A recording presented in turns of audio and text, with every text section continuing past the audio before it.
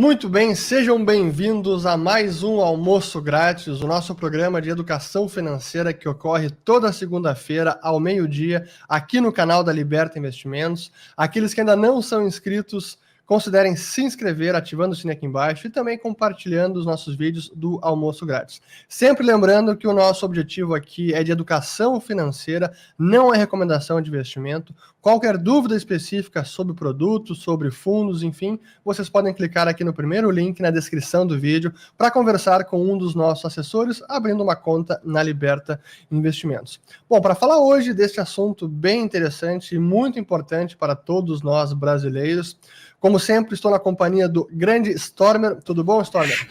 Salve, Ures, tudo bem? Como você vai? E aí, tudo bem, amigos de casa? Estamos com um tema bastante palpitante hoje, né? O que mexe no dólar, né? Vamos ver se a gente consegue abrir algumas ideias para os amigos que estão conosco. Vamos lá.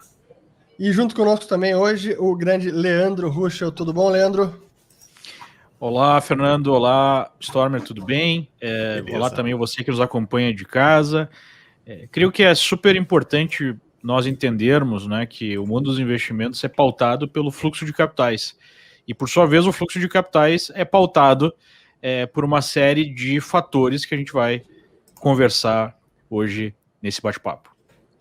Eu acho que uma forma boa até de começar esta conversa sempre quando eu vejo, por exemplo, um investidor global, um americano, por exemplo, ele tem sua carteira de investimentos e ele nem se preocupa muito com a taxa de câmbio. A moeda é o dólar, essa é a moeda do mundo, ele tem investimentos em renda fixa, tem na bolsa, vê que a bolsa está subindo e não se preocupa com isso. Ele vê todo dia como a bolsa performou e os seus ativos de dívida, renda fixa, etc. e pronto. Mas aqui no Brasil não é assim. A gente olha todo dia a bolsa, como é que foi? Ah, mas o dólar subiu. A bolsa caiu, mas o dólar caiu também. Então, por que importa a taxa de câmbio, Stormer? Você já está até mais tempo, junto com o Leandro, há bastante tempo no mercado. Por que o brasileiro é importante a taxa de câmbio? Eu acho que, especialmente aqui no Brasil, a gente tem que ter uma visão mais importante de como o dólar influencia na nossa economia real. Tá? A gente vive uma sociedade aqui no Brasil que ela é muito dependente daquilo que é importado. E dessa maneira, um aumento no dólar significa uma pressão de aumento nos preços e automaticamente uma maior inflação para o Brasil. Então, eu vejo que muita gente fala assim, não me importo muito com o dólar porque eu não pretendo ir para a Disney tão cedo. A questão não é só ir para a Disney ou não. A questão é que tudo que o Brasil importa fica mais caro, isso mexe na nossa balança comercial e isso impacta a inflação no país. Quando o dólar tem uma arrefecida, automaticamente isso alivia os preços no país e a gente tem um alívio na nossa inflação. Então isso talvez seja um dos primeiros conceitos que a gente tem que estar conversando com os amigos, para que vocês entendam. Para nós, dólar em alta traduz-se por inflação. Automaticamente a inflação obriga o governo a fazer coisas um tanto quanto indesejáveis, como, por exemplo, subir a taxa de juros. E isso automaticamente, a elevação da taxa de juros leva a, possivelmente no futuro, desemprego. Então todas essas coisas são coisas que são importantes para que a gente consiga compreender um pouquinho como funciona a dinâmica de mercado financeiro aqui no Brasil. E Leandro, quando a gente fala de câmbio, né, eu sei que quando a gente vê no mercado é daquelas variáveis mais difíceis de se prever, de se montar a posição, especialmente no curto prazo, né? Prever a direção do câmbio realmente acaba sempre humilhando economistas, analistas, investidores, é bem difícil. Mas, a grosso modo, quais são as principais variáveis que influenciam na taxa de câmbio? Bom, em primeiro lugar, acho que como o Alexandre falou, o que nós temos que pensar como investidores é manter o nosso poder de compra, né? Ou como pessoas, enfim. Então, dinheiro X, né? Ele vai produzir aí a capacidade de comprar Y em algum bem, em algum serviço ou qualquer coisa que nós necessitemos. Então, basicamente, a gente sempre tem que pensar em poder de compra ao longo do tempo. E aí vem a figura do dólar como reserva de valor global, né? Algumas décadas atrás se trocou o ouro pelo dólar como reserva de valor. Isso, inclusive, gerou uma vantagem impressionante, né, para os Estados Unidos ao longo da história recente do mundo, porque você imprime a reserva global de valor, né? E aí nós temos que entender que existe também uma certa inflação em dólar, até por conta disso. Mas, basicamente, ao longo da história do Brasil, a inflação na moeda brasileira foi bem maior do que a inflação na moeda norte-americana, né? Então, isso gera aí a importância de entender como é que funciona a cotação da moeda brasileira em relação à cotação da moeda americana. Especialmente quanto maior for aí o seu nível de vida, mais atrelado será o seu custo em relação ao dólar, né? Porque os seus custos são dolarizados. E mesmo para a população em geral, é muita coisa dolarizada, basicamente alimento. O preço de alimento é em dólar, né? Outros bens são em dólares e assim por diante. Até o iPhone que você utiliza, o preço é em dólar e assim por diante. Então, basicamente, as variáveis são simples, né? Uma das variáveis mais importantes é a capacidade do Estado brasileiro pagar as suas dívidas, né? Se nós acreditamos que o Estado está sendo responsável do ponto de vista fiscal, ele vai ter a capacidade de pagar um prêmio de juros menor do que se ele for irresponsável, né? Então, basicamente, uma variável super importante é acompanhar como é que o Estado brasileiro está conseguindo organizar suas contas, né? Isso vale para qualquer país. A segunda variável importante é a expectativa de crescimento de um país em relação ao outro, porque, basicamente, se um país está mais forte economicamente, ele tem mais capacidade também de pagar sua dívida do que um país que não está crescendo economicamente. Então, o jogo básico assim para avaliar o fluxo de capitais no mundo, que é basicamente o que acontece, né? Você tem uma montanha de recursos denominados em várias moedas, e nós temos esses recursos indo para uma moeda ou para outra, dependendo da taxa de juros e de uma série de outros fatores. Esse país tem capacidade de pagar sua dívida? Número 1. Número 2, esse país tem aí expectativa de crescimento econômico? E aí tem um terceiro aspecto, que é um aspecto mais político. Os outros também são políticos, mas esse é mais político, que é a estabilidade desse país. Esse país tem instituições, né, tem regras pré-definidas que não vão mudar da noite para o dia, não vai ao sabor, né, de um novo governo, de uma nova circunstância, acontecer uma implosão, né, do sistema político, econômico, social de um determinado país. Então, eu colocaria essas 3 variáveis como as variáveis principais para a gente acompanhar. E o nosso acompanhamento sempre é relativo, né? É um país em relação ao outro, porque não é absoluto. A gente está vendo, acho que o Ulrich tem alertado muito sobre isso, uma certa corrida para ver quem é que desvaloriza a sua moeda de maneira mais eficiente para poder concorrer mais, né, no âmbito do comércio global. Então, a questão dos déficits, do crescimento, é um país em relação ao outro e não necessariamente há uma medida única que a gente tem que avaliar em relação a como está aquele país. Eu acho que é isso, Ulrich. Eu queria aproveitar até nessa questão dos fluxos de capitais, falar da taxa de juro e o diferencial entre taxa de juros de duas moedas, porque isso também influencia nesse fluxo de capitais, né? Não é apenas a taxa de juros, tem também a estabilidade do país, a estabilidade jurídica, política, isso também são fatores determinantes. Mas quando a gente fala de diferencial de taxa de juros, tem a ver com qual é o rendimento que o investidor consegue num determinado país. Então, no Brasil do passado, década passada e retrasada, nós tínhamos uma alta taxa de juros. Isso significava que um estrangeiro podia vir para cá e colher juros de 7, 8, 10, até 14% ao ano. Enquanto lá fora, nos Estados Unidos, era um juro de 2 ou 3, sendo que de 2009 até 2018 foi um juro de 0. Então, praticamente, é nada, de 0 e 0,25%.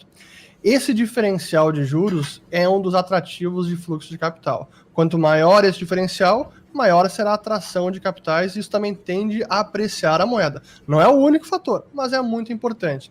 E até para ilustrar como isso não é o único fator, e para que você, telespectador, entenda essa relação, hoje o que a gente vê no mundo hoje, né, essa competição para desvalorizar as moedas é o que a gente diz que é um campeonato de feiura. É quem é a menos feia, ou qual é a moeda menos fraca.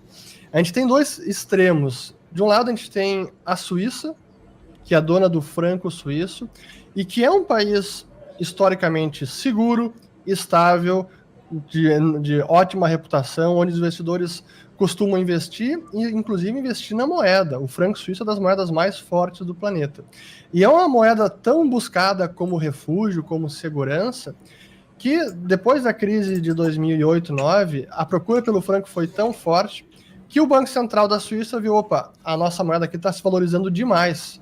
Isso acaba trazendo problemas também de curto prazo, porque toda a relação de preços acaba sendo distorcida, digamos, no curto prazo. Então o Banco Central da Suíça quis evitar que o franco suíço se valorizasse em demasia. E o que ele fez? Começou a reduzir ainda mais a taxa de juros, fazendo com que o diferencial de juros fosse até o contrário, fosse menos atrativo. Então veja que interessante, né? No caso da Suíça... E chegando até o ponto de comprar ações e buscar outros títulos, sim, né? Para diminuir essa diferença. E chegando, então, no caso que é curioso, porque apesar do diferencial de juros negativo, o Brasil paga mais, os Estados Unidos pagavam mais, ainda assim os investidores buscavam o franco suíço como refúgio.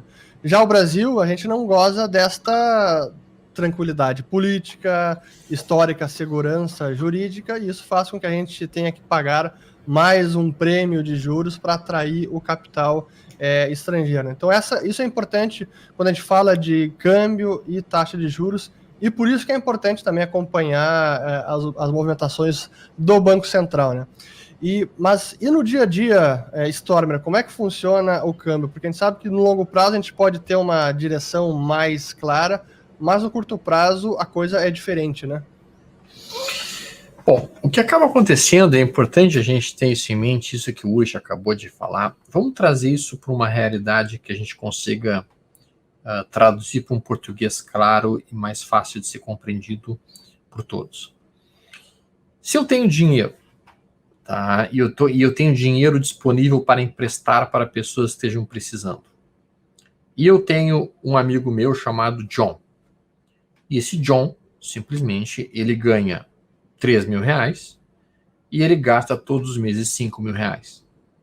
Ou seja, ele gasta mais do que ganha todos os meses. E esse cara vem pedir dinheiro emprestado. E ele me oferece uns juros de 1% ao mês. E eu tenho um outro amigo, que é o Mike. O Mike é um cara que simplesmente ganha R$2.000, mas ele gasta R$1.000 por mês. E ele, então, economiza dinheiro todos os meses, mas ele está precisando de um dinheiro para fazer um investimento numa coisa que ele quer trabalhar. E ele me oferece uma taxa de juros de 0,5% para o dinheiro que eu emprestar para ele. Para quem você vai preferir emprestar o seu dinheiro? Para o John ou para o Mike? A maior parte das pessoas com um mínimo de cérebro na cabeça vão emprestar dinheiro para quem não está endividado e para quem consegue guardar dinheiro todos os meses. Vão emprestar para o Mike. E o John vai ficar sem empréstimo. A não ser que o John chegue para mim e fale: Alexandre, eu te ofereço uma taxa de juros de 5% ao mês.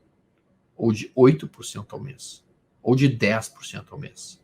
Porque eu estou precisando muito desse dinheiro.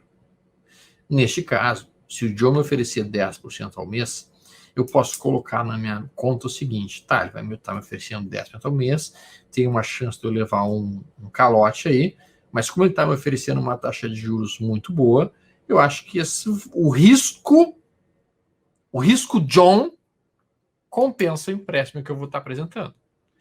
Tragam isso para países, Brasil, Suíça. Qual que é a chance do Brasil dar um calote em relação a uma Suíça dando calote?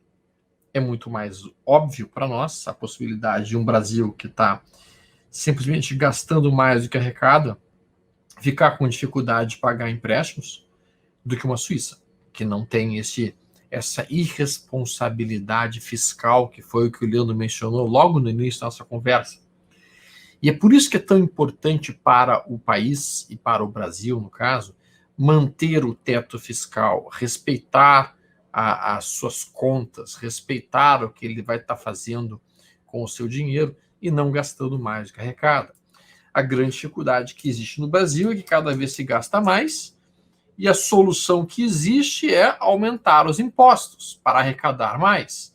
E chega um ponto em que a população está numa situação tal que não consegue mais pagar os impostos. E aí, o que acaba acontecendo? Os dólares não entram no país, existe uma saída de dólares do país, e no momento que tem uma saída de dólares do país, tu tem literalmente uma pressão compradora no dólar que empurra o dólar para cima com violência. Isso complica, né, Aurich? Basicamente é a questão também da previsibilidade, né? Porque você tem agora uma equipe econômica, digamos assim, mais pé no chão. Mas você tem vários potenciais candidatos a presidente, projetos de país que falam em chutar o balde, em transformar reservas em cash para investir, né? Enfim, em aumentar violentamente os impostos, que a gente já está no limite, né? Tem um pressuposto que diz, né, que quando você aumenta o imposto a partir de um determinado momento, você começa a diminuir a arrecadação, porque você estrangula a atividade econômica. E basicamente essa imprevisibilidade gera uma percepção de risco muito elevada, né? Na Suíça não tem, sabe que o governo que entrar, o governo que sair, vai ficar mais ou menos a mesma coisa. Ninguém nem sabe quem é o governo, porque nem se sabe o nome do presidente. É tão low profile. Quando eu estava na Suíça, né, o Congresso da Suíça se reúne 3 ou 4 meses por ano. E cada um ganha um ticket de trem para ir lá até a capital, né, Berna, se reúnem e tomam lá algumas medidas e acabou. E só vão se reunir de novo se tiver alguma emergência. E não tem nem secretária não existe uma equipe para os deputados, né?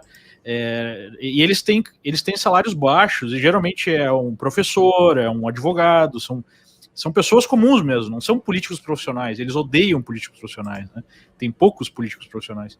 Então esse é um país, agora compara com o Brasil, né, onde há uma luta para ver quem é que vai sacanear mais, vai meter mais a mão, vai controlar um feudo, né, no Estado, com propostas mirabolantes para tirar o país da situação, que envolvem imprimir dinheiro, que envolvem... e aí o investidor, né, o cara que está lá em Nova York, ele já, esse aqui é um país perigoso, eu vou colocar só 0,5% lá do meu patrimônio porque é só minha diversificação, não vou fazer uma aposta grande nisso aqui porque isso aqui é perigoso. Aí, como o Alexandre explicou, se o juro aumenta muito, ele, agora acho que vale a pena, né? Eu vou pegar um vencimento mais curto, aí uns 2 anos, esse governo vai ficar mais uns 2 anos pelo menos, não vai ter nenhum grande problema, então eu vou ganhar aí uns 10%, aí vale a pena, né? Eu vou colocar um dinheiro. E aí, quando a gente diminui muito os juros, como aconteceu no Brasil, acaba estourando o câmbio, porque para o fluxo e aí o câmbio aumenta. E aí você não tem um trade-off muito interessante, porque você acaba prejudicando a população, taxando ela com inflação, que é o que acontece na prática, e esse juro mais baixo não chega lá na ponta. Tente você tomar um dinheiro emprestado 2% ao ano, não vai conseguir, né? Então, quando a gente entende esse jogo, fica mais fácil perceber como é que acontece as movimentações do mercado. E o grande, né, pai aí dessa alta no mercado de ações foi exatamente essa queda nos juros, porque daí as pessoas, onde é que eu vou colocar meu dinheiro? Vou ser obrigado a ir para a bolsa, porque aí eu vou buscar um retorno maior, né? Então esse fluxo você consegue entender quando você consegue compreender essas principais variáveis.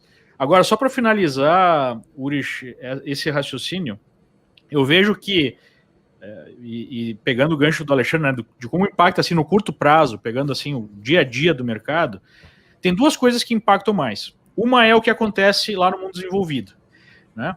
Quando os Estados Unidos abre a torneira, ou seja, diminui o juro, ou faz quantitative easing, ou tudo mais, ou inunda o mercado de dinheiro, fica melhor para os emergentes que precisam desses recursos para fechar as contas, né? Quando acontece o contrário, fecha a torneira, há um refluxo lá para o mundo desenvolvido. Então, o que aconteceu nos últimos anos, o Trump adotou uma postura mais inflexível no começo, até com o comércio global, né, juro um pouco mais alto. O Trump até era contra isso, mas o Fed, né, apertou mais, o Powell inicialmente, dinheiro foi para os Estados Unidos.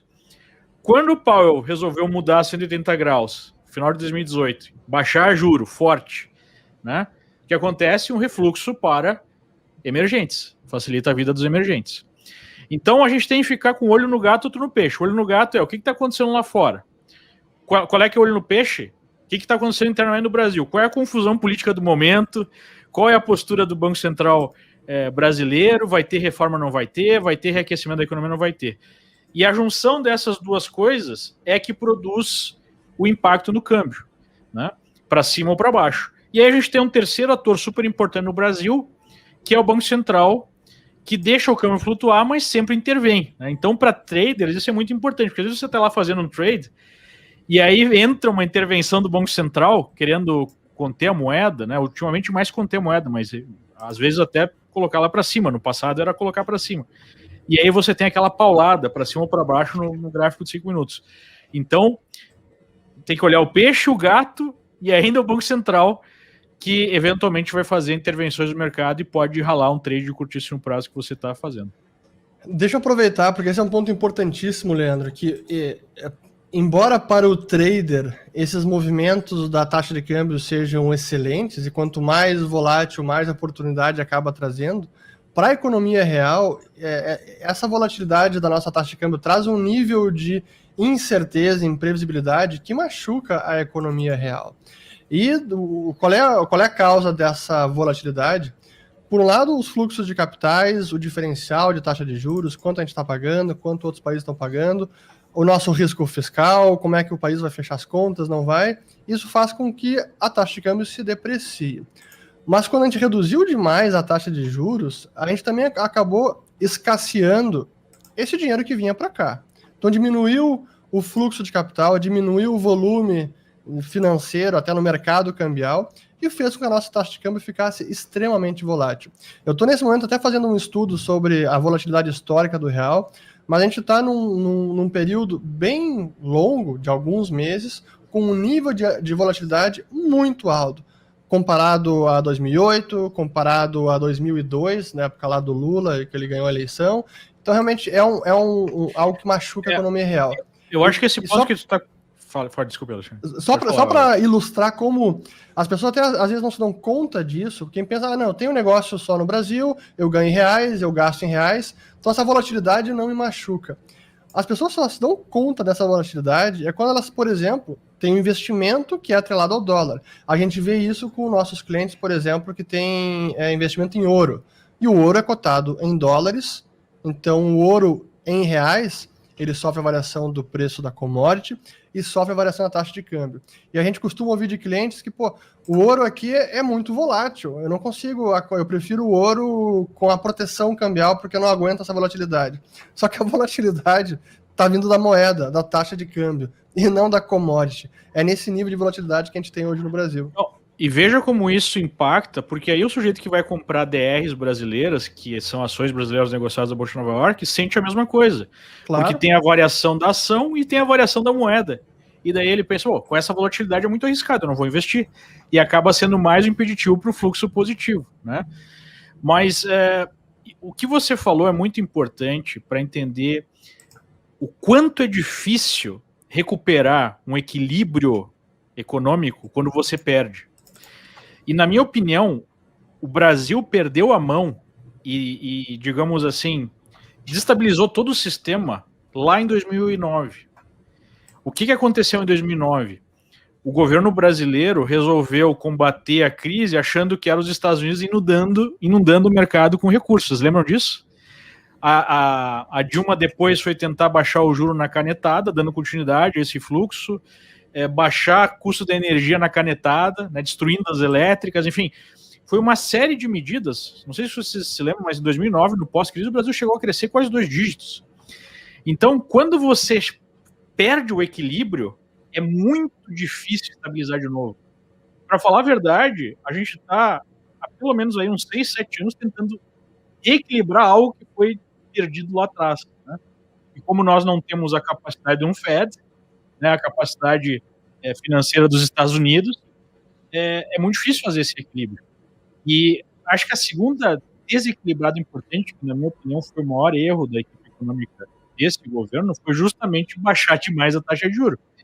Porque aí você cria um surto inflacionário que vai ser muito difícil de controlar, né, porque você larga essa bomba, ela vai se espalhando E aí você começa a ter reindexação e tudo mais, e é muito difícil frear esse movimento, né?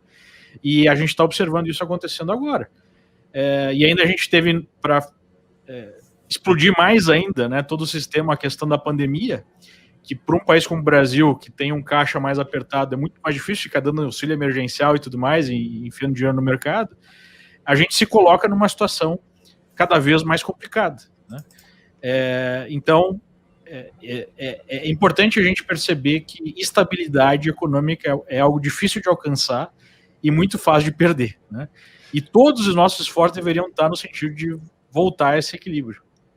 Deixa eu aproveitar até, deixa eu colocar uma pergunta que eu vejo que muitas vezes ela é polêmica ou gera assim, muitos debates, que é a ideia de analisar a Bolsa Brasileira em dólares.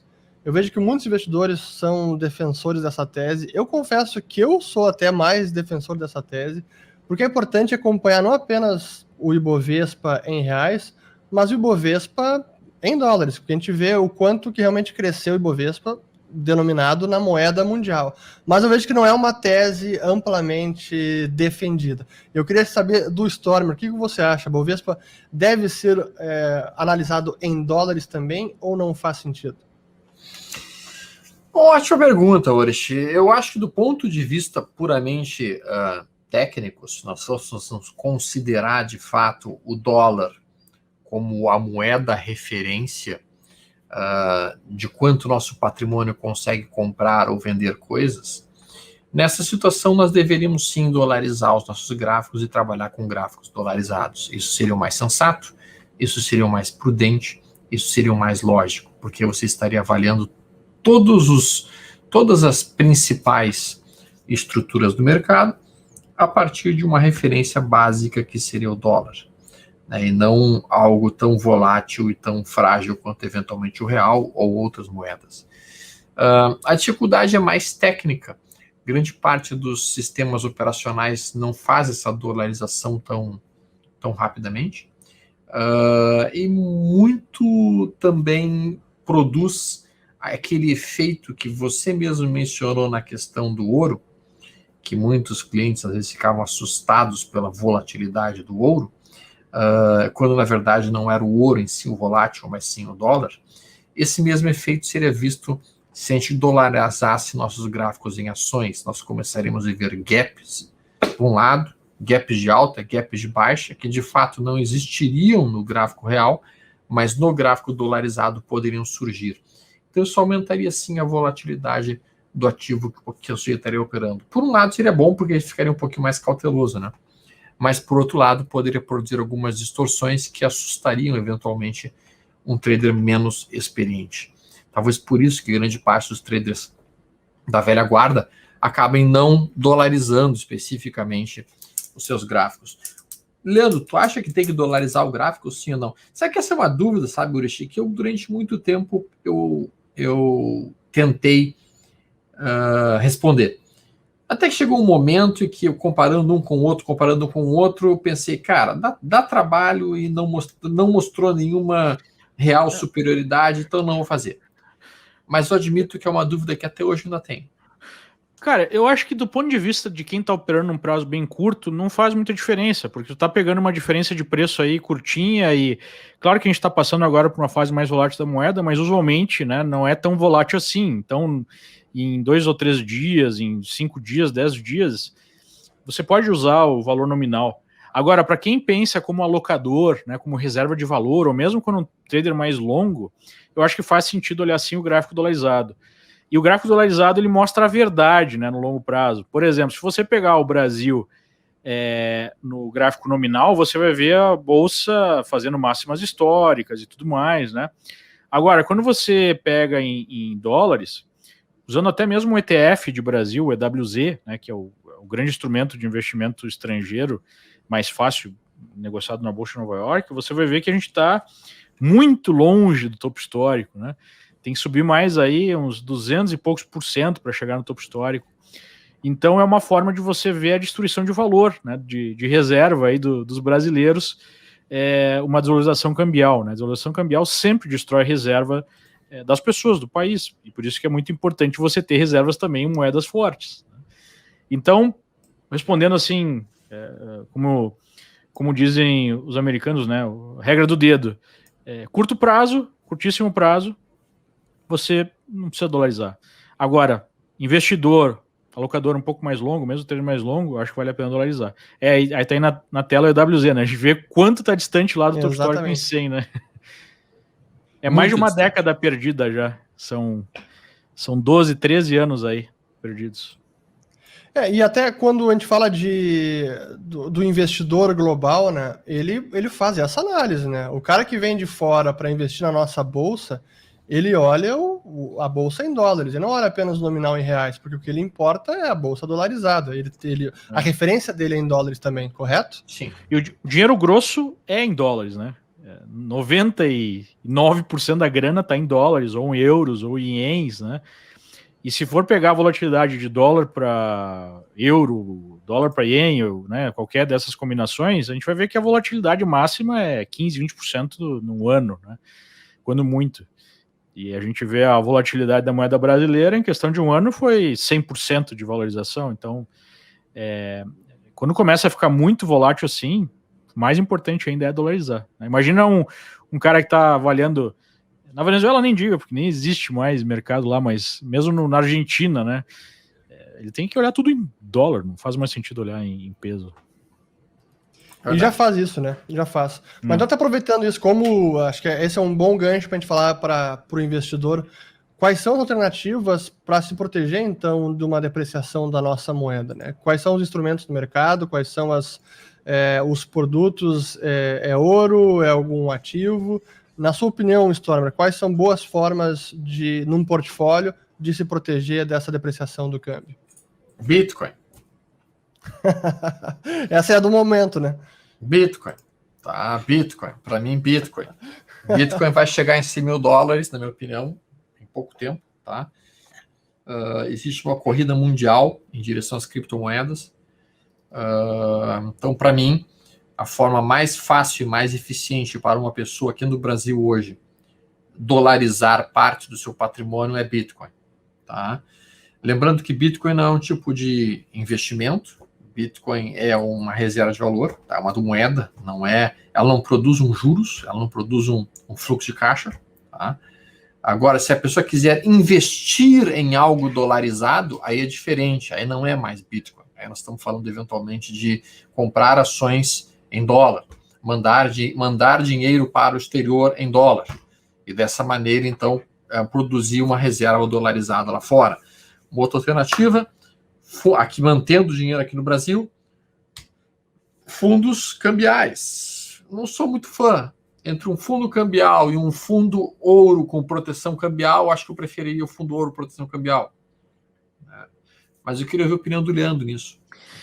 Cara, eu acho que... Até aproveitando, complementando a pergunta do Stormer para o Leandro, a gente tem agora um leque maior também de opções na Bolsa Brasileira. Os ETFs de ações globais, ETFs de ações americanas. Sim. Os ETFs também não é uma opção? O bom é que a gente está vendo uma época que nunca foi tão fácil fazer diversificação. No passado era bem mais limitado o que você poderia fazer. Então, você tem que pensar, num primeiro momento, em algo que antecede essa discussão, que é a questão da jurisdição. Né? Para ter a proteção real em relação às intempéries aí, políticas, né, jurídicas brasileiras, você precisa ter uma parte do seu patrimônio em outra jurisdição. Né? Essa seria a blindagem completa, porque se acontece alguma coisa no Brasil e o dinheiro está aqui, no final das contas, você está limitado. Né? A gente viu, pegando o exemplo aqui do nosso vizinho, o péssimo exemplo do nosso vizinho, a Argentina, fez lá o Corralito, ou seja, os argentinos tinham depósito em dólares, o governo falou, não, vem aqui, ó, dá esses dólares aqui, eu te devolvo o meu peso aqui, né, subvalorizado, e era isso, não tem o que você fazer, e cala a boca, né? Então, é claro que acontecer isso no Brasil ainda está longe, a gente não vê a perspectiva disso, mas quem coloca a mão no fogo, né, com os nossos políticos, com o nosso sistema, então vai saber, né, e essa vivência que eu tive em Miami, durante todo esse tempo que eu estou morando fora, eu conversei com pessoas que literalmente salvaram a sua vida financeira por ter recursos lá nos Estados Unidos, né? Pessoas que estavam na Venezuela e tinham recursos nos Estados Unidos e foi o que sobrou, o resto 100% perdido. No nosso escritório lá em Miami tinha um senhor que fazia reparos gerais, que era um estancieiro, ele tinha uma fazenda de 10 mil hectares. Um dia chegou lá o pessoal do partido e tomou a fazenda dele. E tchau, né? E deram a reparação em bolívares lá que não vale mais nada. E ele só tinha alguma coisa e falou, graças a Deus eu tinha alguma coisa aqui, que é o que eu estou sobrevivendo agora, né? São as reservas que eu tinha aqui nos Estados Unidos. Então, do ponto de vista de blindagem mesmo, essa é a blindagem 100%. Né? Mas nós sabemos que no Brasil não é bem assim, é um país muito maior, né? Seria difícil acontecer o que aconteceu na Venezuela, chegar nesse nível, né? Mesmo na Argentina. Você tem outras alternativas, você tem hoje BDRs, que são ações de empresas estrangeiras negociadas na B3, você tem fundos cambiais, você tem fundos cambiais ativos, que não é só investimento em dólar, né, que não é bem investimento, é mais um hedge. Você tem ETFs, você tem fundos mútuos, que oferecem uma boa diversificação, com taxas de administração cada vez menores, né? Não podemos esquecer também que não precisa acontecer o desastre que aconteceu na Venezuela ou o que aconteceu na Argentina. O governo brasileiro tem uma carta na manga, né, uma opção nuclear, como se diz nos Estados Unidos, que é a possibilidade de elevar o IOF para você tirar o dinheiro do país a 25% na calada noite. Ou seja, uma canetada do ministro da Economia, você precisa pagar um imposto de 25%, até 25% para tirar o dinheiro do país. Né? Então a gente tem que ter isso em mente também. E isso aconteceria no caso, né, desses outros investimentos estarem em território nacional. Então, o primeiro passo para a diversificação... Deixa eu só colocar um ponto, mas Leandro, tu não acha que essa possibilidade do governo fazer isso, subir o IOF para mandar dinheiro para fora, ela não é mais tão eficiente quanto era no passado, já que hoje as pessoas podem comprar Bitcoin e mandar dinheiro para Bitcoin lá fora? Mas aí eles não podem... Apenas isso. Qual seria o efeito, por exemplo, em ETF, BDRs e tudo mais? Porque esses já são instrumentos também bem difundidos, né? Teria um efeito nesses produtos. É aquela questão, né? Tudo depende de como fosse feito, né? Uma caixa de Pandora ali, depende do decreto, da forma que for tomada a decisão. O fato é que eles têm o poder de fazer o que eles quiserem, né? E mesmo essas questões de bitcoins e tudo mais, claro que não tem como controlar 100%, mas tem como controlar uma boa parte, porque aí tu vai ter que ir, sei lá, para Deep Web da vida para poder fazer as coisas, não é bem assim, né? Inclusive, a porta hoje de comunicação da Venezuela com o mundo, em termos de transferência de capitais, uma boa parte é bitcoins, né? É a única maneira que as pessoas conseguem fazer. E mesmo na Argentina, porque o governo argentino colocou um limite de $200 por mês que o argentino pode comprar, e se fizer o uso do cartão de crédito internacional, 50% de imposto. Mesmo para pagar o Netflix da vida, né, que é uma empresa estrangeira, tem que pagar 50% de imposto. Então a galera vai pro Bitcoin, mas é uma coisa assim mais underground, né? É até ilegal, tu não pode fazer isso, né? Se alguém te pegar, pode dar algum problema. Então, mas vamos deixar isso de lado um pouco, vamos voltar, digamos assim, pro que está mais à mão do investidor comum até o investidor menor. Você tem aí na plataforma da Liberta várias alternativas de fazer esse hedge, de fazer aí essa diversificação dos seus investimentos. Então, para isso, né, você pode entrar em contato direto com o assessor aí da Liberta Investimentos, está no link, acompanha o vídeo, e você pode conversar com ele e ele vai poder identificar a sua necessidade, como é que está a sua carteira e qual seria uma alocação aí 10, 15, 20% pelo menos em alguma alternativa. Se você tem capitais cada vez maiores, faz mais sentido você eventualmente ter uma conta fora do Brasil, né, fazer uma remessa, fazer uma alocação aí numa conta baseada fora do Brasil. Isso é 100% legal, né? Muita gente pergunta, não tem problema nenhum. Claro que os recursos têm que estar declarados no Brasil, mas enfim, hoje a gente tem N alternativas e não há motivos para você não diversificar. É super importante você ter uma diversificação internacional, ainda mais com essa realidade de juros muito baixos no Brasil, que nós acreditamos que vai se manter por um bom tempo, né? Mesmo que sei lá, digamos que o Copom aí aumente de 2% para 4%, isso não faz muita diferença, né, com a inflação do jeito que tá e tudo mais. E aí, só para finalizar, Urich, eu acho que tem outra dica que a gente pode dar para o nosso espectador, que é a reserva de valor clássica, né? Imóveis, por exemplo, costumam manter o valor ao longo do tempo. Claro que você tem que saber também qual tipo de imóvel, qual tipo de instrumento, né? E para isso serve também a assessoria de investimentos. Você tem commodities, o próprio ouro, que é uma reserva de valor milenar, né? Você tem investimentos em empresas que têm fluxo de caixa em dólares, como a própria Vale da Vida, né? Que não deixa de ser um hedge, outras ligadas ao setor de commodities.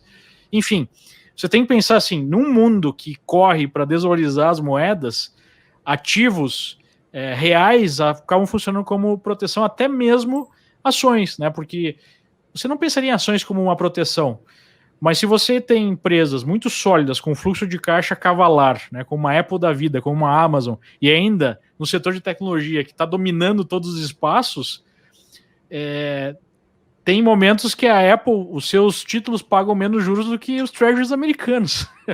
Ou seja, é o investidor dizendo que, e várias vezes a Apple tinha mais dinheiro em caixa que o Tesouro Americano.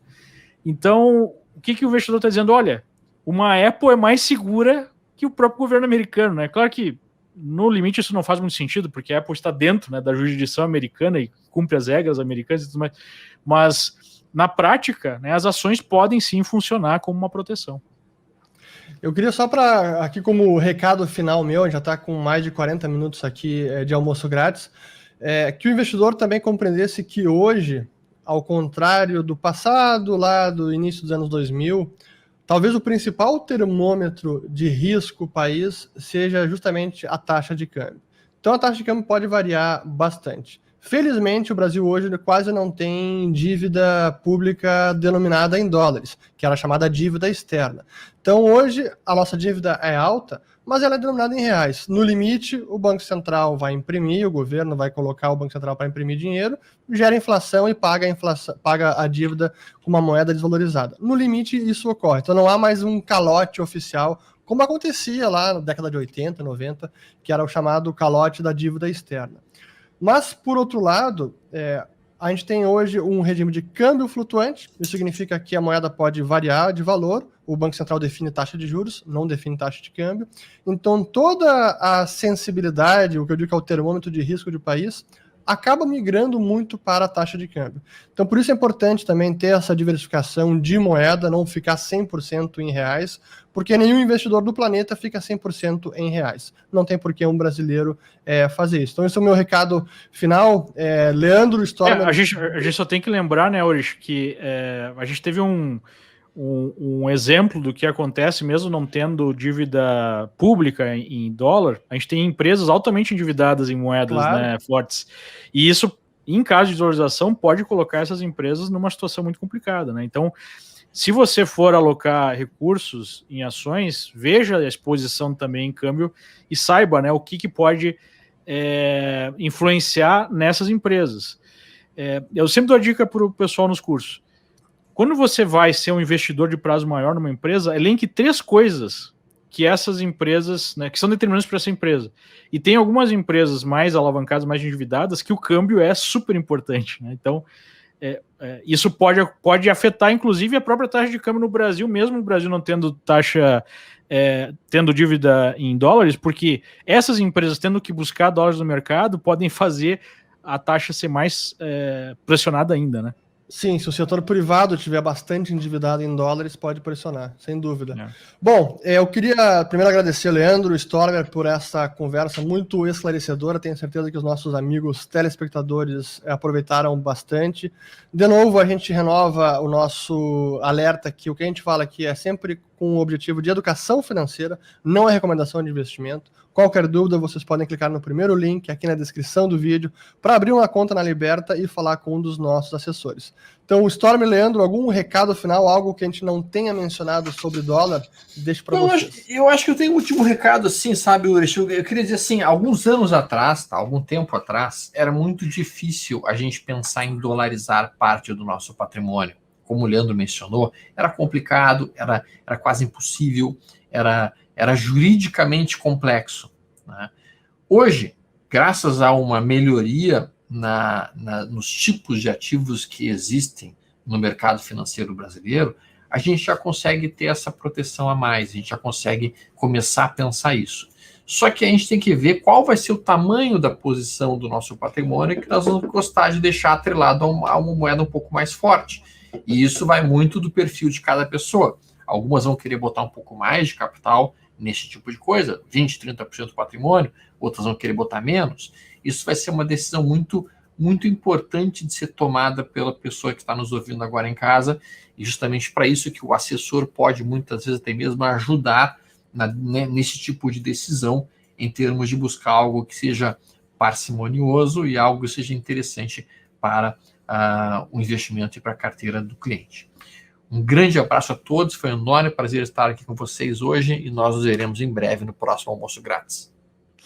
Eu finalizo só dando para vocês um dado, né? Das pessoas que têm menos, né, de $1 milhão de patrimônio, a diversificação desse patrimônio no mundo, para brasileiros, é menos de 1%. Para as pessoas que têm mais de $1 milhão de patrimônio, a diversificação chega a 26%. E é usualmente uma boa ideia imitar, né, a estratégia de investimento de quem tem muito dinheiro. Até porque as pessoas têm muito dinheiro porque sabem como investir o seu dinheiro, né? Então, hoje, por conta da evolução do mercado, né, por conta até dessa lógica da XP, de supermercado, de investimentos e tudo mais, existem instrumentos para diversificar e não há motivo para não fazê-lo. Essa é a minha mensagem final. Um grande abraço e obrigado aí pela atenção. Tchau, tchau. Obrigado, pessoal. Até o próximo Almoço Grátis.